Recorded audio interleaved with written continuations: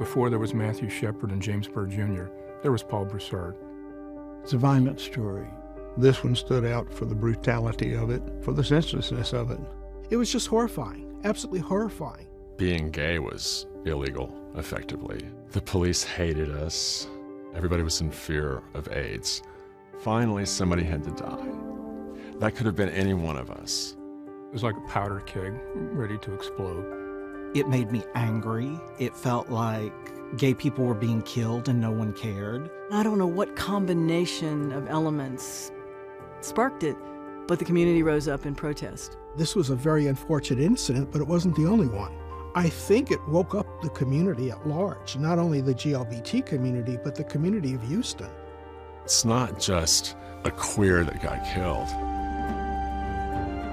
It's a whole community of people who got hurt.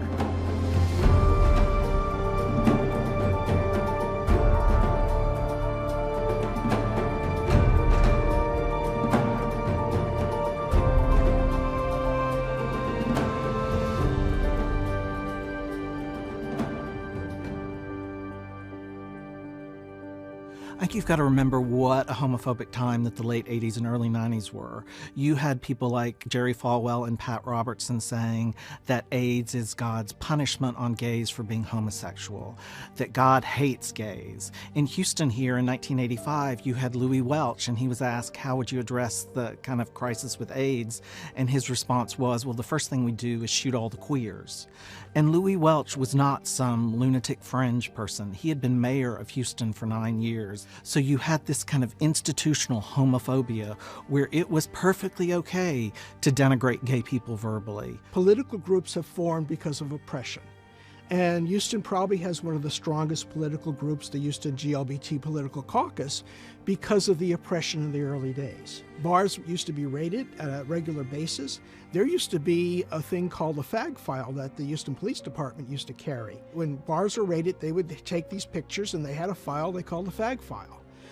Strangely enough, they used to do that right around election time, which just got our people out to vote. Kathy Whitmire was still mayor, Sylvester Turner was running for mayor, Bob Lanier. I mean, that was a major change. Everything had been pretty static for the 10 years that Kathy Whitmire was mayor, but Houston was growing, I mean, fast. The Montrose area, it was famous. I had heard of the Montrose ever since I lived in San Antonio 10 years before. And even then, people always said, yeah, you gotta be careful there, it's a gay area.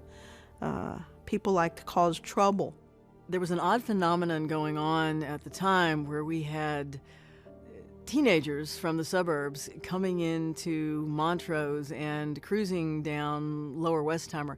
It's the very same thing that happens in small towns all across Texas, where teenagers go down to the town square and slowly cruise around and eye each other and park and do whatever they do.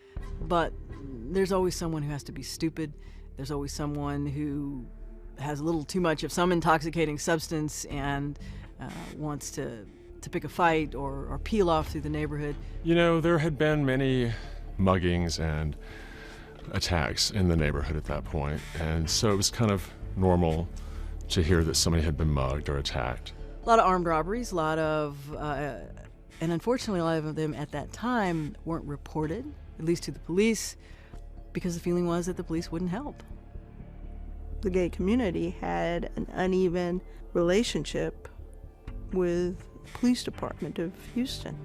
Montrose is not, and was not then, home to all of the gay bars in Houston, but it was the biggest concentration of them, and that was well known. And so anybody who was either curious or wanted to mess with someone in the gay community would know to come down to Montrose.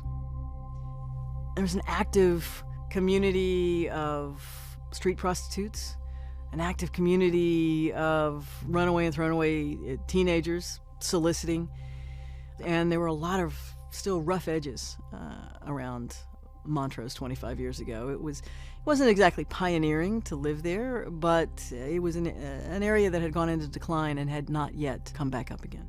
Back in the 90s and the 80s, when we walked in the neighborhood, we pretty much walked in the streets. And some of us used to carry whistles around because we knew that lurking in the bushes that there could be somebody attacking.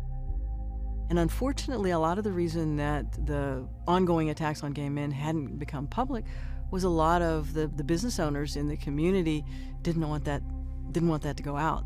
They didn't want it to impact business in any way. They may be gay men, but they're still businessmen, and they were trying to protect their business interests. It was a tense time in the community, as well as a tense time focusing outward toward city government.